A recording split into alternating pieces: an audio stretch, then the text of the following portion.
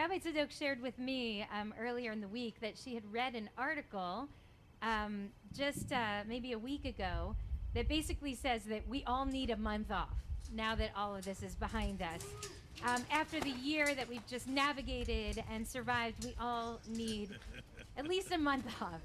If you have cared for loved ones, if you have offered eulogies, if you've given blessings, if you have balanced budgets, if you have gone into the supermarket and purchased food that you could bring to others, if you have taught, if you have written, if you have created, if you have protested, if you have organized, if you've shown up, even while trying to hold your own anxiety and fear and isolation, you deserve a break.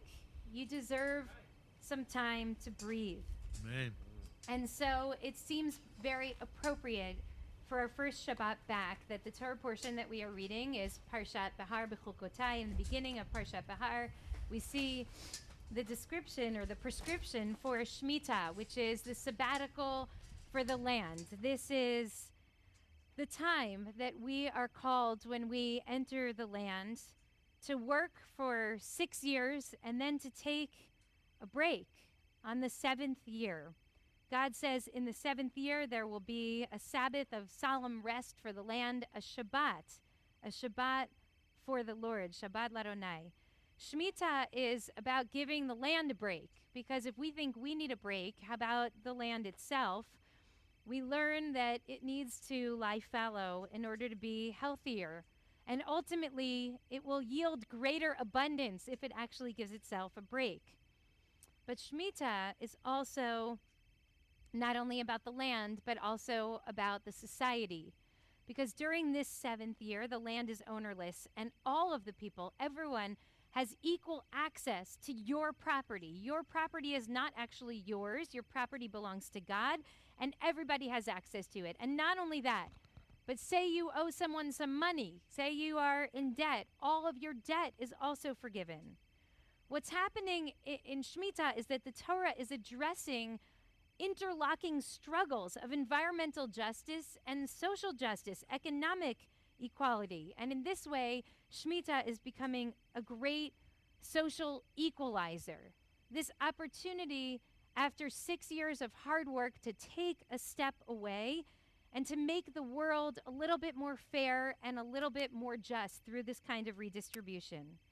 And Rabbi Tzvi Hirsch Kalisher writes that the Torah ordains that all people should be treated equally during this, the 7th year. The rich and the poor have completely equal access to the fields to eat their fill.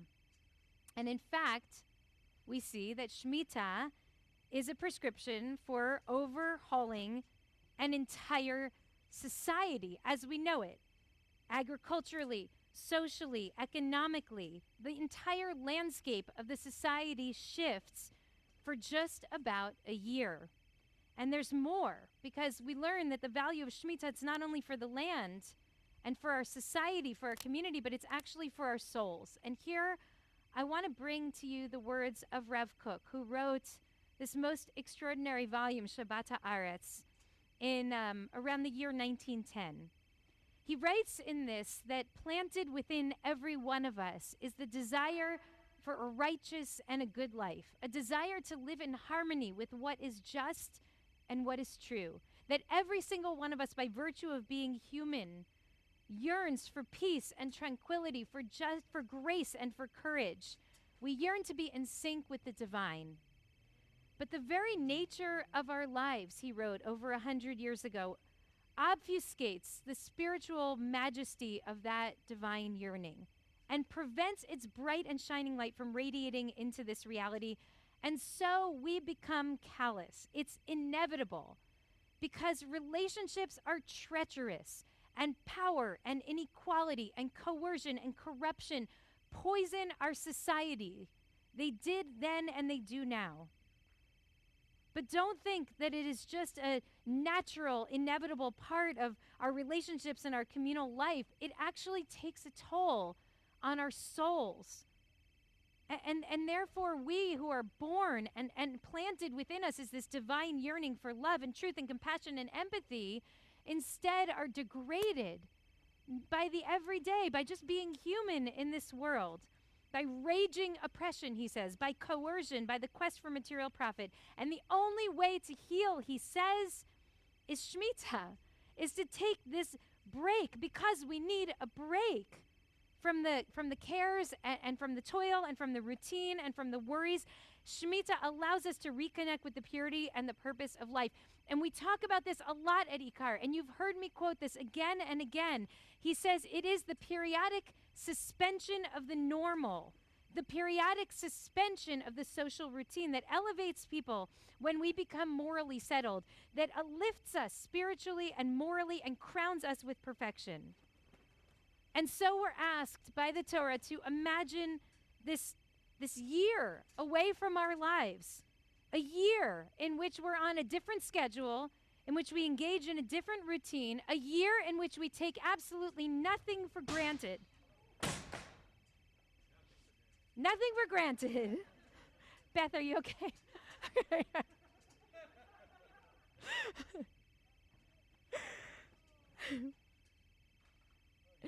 I do not want to suggest, thank you all, that the year that we've just been through is a sabbatical.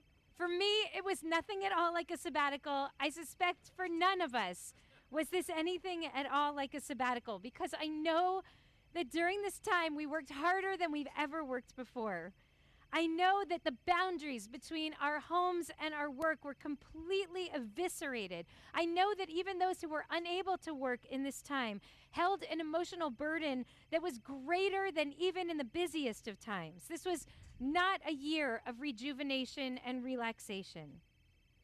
And yet, when the Torah describes taking a year and letting the fields lie fallow, I can't help but think of the echoes of this past year, this year plus, in which our relationships with our work and our community and our lives, it was all put on hold, and we were forced to engage in a totally different way. And no, the sabbatical, this pandemic has not been a radical social equalizer. We learned that really on when we were all saying early on that we were all in the same boat, and then we realized that we were all in the same storm, but we were not all in the same boat. And yet nobody was spared from this. Nobody among us was spared the fear and anxiety and trauma of this time.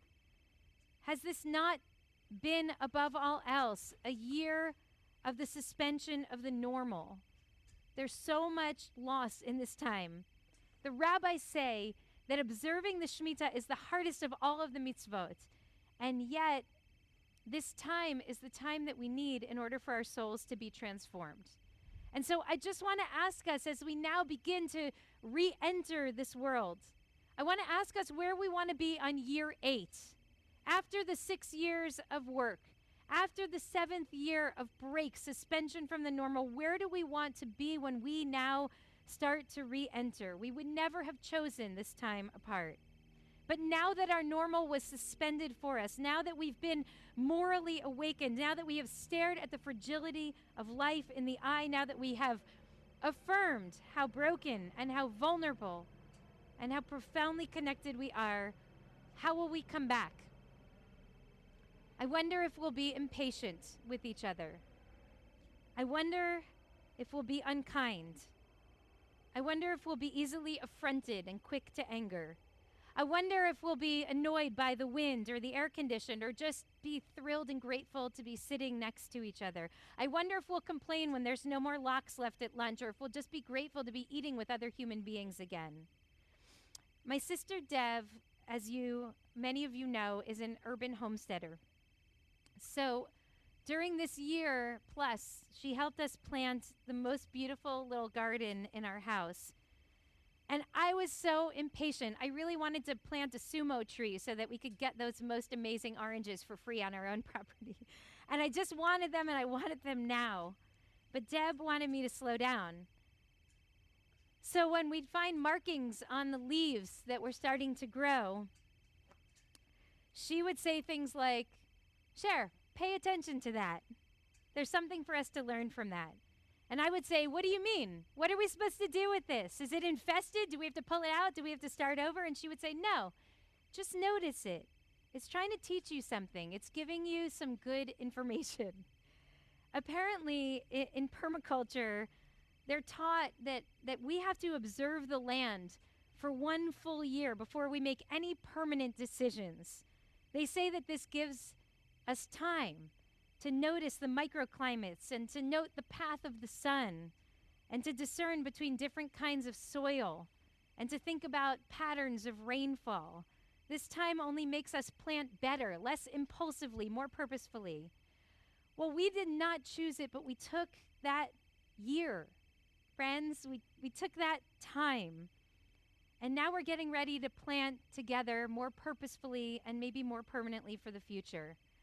I know that what we grow together now will be different from whatever would have been had we been able to bypass this year that we didn't ask for. We will be better, though. We will be less reactive now and more purposeful. If we've paid attention, like Dev says to, and if we've noticed, and if we've listened, and if we've learned, I know that this 8th year will be a year of the triumph of the Spirit. It says in the Psalms, Hazorim bedima berina yikzoru, those who sow in tears will reap in joy. And we know that some of the tears that we shed sometimes in our lives are shed in vain. They're wasted tears. But when we take the time to observe the land and to cultivate the land and to cure the soil so that it's rich and fertile, we're ready for what comes, and then those tears make growth possible. And one day, those tears will bear the most beautiful fruit. So I just want to say to us on this first Shabbat that we're back together, and my God, it's such a miracle and such a blessing to be able to see your faces. And for all of you who I can't see right now, but I will and we will in the days ahead, we have been through so much in this past year. We fought to stay alive. We fought to keep each other safe. We held each other with grace and with tenderness. And we've remembered again and again the preciousness of friendship and touch and community. We've made rich the soil for our transformation, and we have wept. And I know that our tears in this time will be tears of grief, tears of fear, tears of concern, tears of loneliness. But most of all, they will have been tears of love. And those tears are not wasted. They never are. From all those tears, something truly beautiful is being born in this moment and in the days ahead. May we all be blessed to share in the harvest in the days ahead of us. Wish you all Shabbat Shalom. Welcome back.